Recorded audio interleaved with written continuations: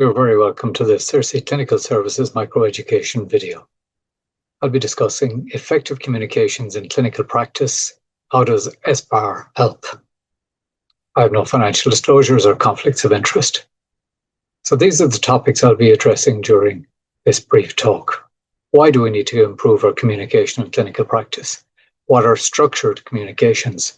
What is SBAR and how does it help us communicate more effectively? What do the letters stand for? How is SBAR used and what are its applications in clinical practice?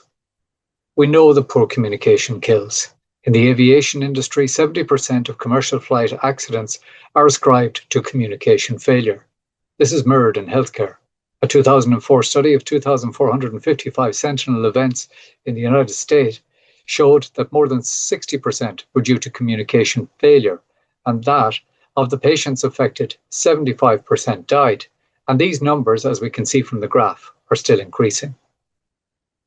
Between doctors, there is always a risk of miscommunication, but interprofessional communications are particularly risky, as each professional discipline has its own communication style, which can clash and result in misunderstandings. Communication can be further clouded by hierarchy, inhibiting junior or non-physician staff from voicing concerns.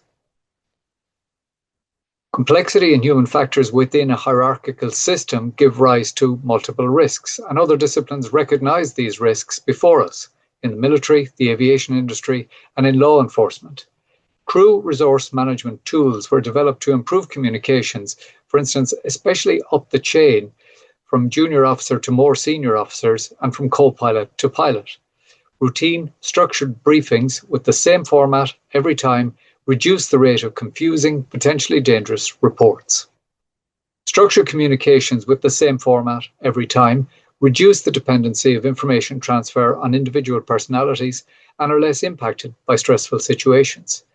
They facilitate direct communication with appropriate assertiveness between team members of differing seniority or different disciplines, which flattens the hierarchy, which we know in clinical practice reduces the risks and the potential for complications occurring.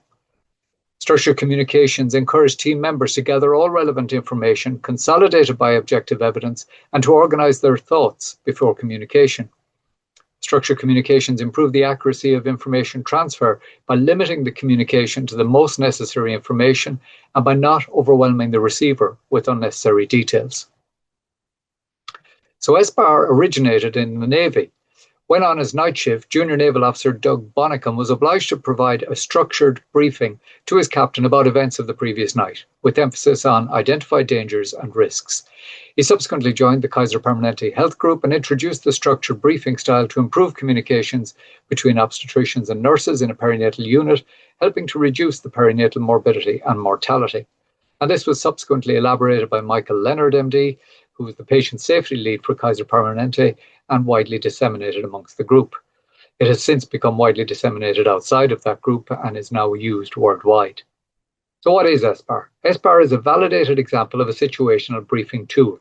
Similar to structured routine briefings, situational briefings are used for active events, with an emphasis on clarity of communication, with content organized in a reproducible, logical fashion, facilitating the provision of relevant information. It is especially useful in clinical practice whenever fast and effective management is required. So in the peri-procedural setting, in the ICU setting, and particularly in emergency settings. So what do the letters stand for? S stands for situation, B for background, A for assessment, R for recommendation or request. S, situation. What is the situation? What is going on with the patient right now? What is the background? What is the clinical background or context in which the current events are happening? My assessment of the situation is, what do I think the problem is, or what do I think may be required? And what is your recommendation? What do I think I should do right now to correct the problem, or what am I recommending that you do to correct the problem? Or if a junior is seeking help from a senior, make a request. What should I do right now? There are variations on the theme, namely ISBAR and ISBAR 3. ISBAR variations are especially useful for telephone consults and calls, where the I stands for identify yourself or introduce.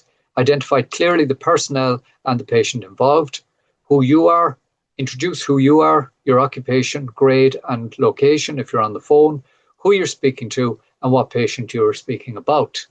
The SBAR 3 variation has 3 R's, namely recommendation, readback, and risk. A fourth R can also be considered, namely responsibility. Who's going to be responsible for any agreed actions? And this is most useful in communicating information to non-IR staff to ensure that they have understood your instructions and the risks to the patient if they are not followed. So I'll share a scenario, typical scenario, junior IR consulting a senior IR by telephone regarding bleeding following a nephrostomy insertion. So situation, what is the situation? You have to introduce yourself, tell the consultant who you are. So this is Dr. A, a fourth-year radiology resident rotating through IR. Who's the patient and the reason for calling? I'm calling regarding patient Mr. or Mrs. X, on whom I've just performed a percutaneous nephrostomy. I'm concerned about, there's quite a lot of blood coming out alongside the nephrostomy catheter. What is the background? There's a previously well 73-year-old lady with no prior morbidities who was admitted with an obstructing 1.5 centimetre stone at the piloureteric junction with gross hydronephrosis and signs of sepsis, referred by urology for a nephrostomy. I noticed some bleeding alongside the wire after the initial puncture and after each dilatation, but the procedure seemed uncomplicated otherwise. Her pulse is elevated a little to 95 BPM and her blood pressure has dropped slightly to 110 over 65 millimetres of mercury. A. Assessment. My assessment of the situation is, I'm concerned that there may be arterial hemorrhage from the tract as there is minimal hematuria, but the bleeding has persisted beside the tube and the tube has not resulted in effective tamponade. Or for request or recommendation. What is your recommendation? Or my request in the situation. What should I do right now? I would like you to come to IR to review and advise. Or my recommendation is bring the patient back into the IR suite and prepare for an angiogram plus or minus embolization. Is there evidence that SBAR works? Yes, there is. A systematic review performed by Mueller et al. In 2018 showed that poor communication is a contributing factor in over 60% of all hospital adverse events. SBAR was shown to facilitate the creation of the same mental model in giver and receiver of information, enhancing information understanding, avoiding miscommunication, and reducing inhibition secondary to team hierarchy.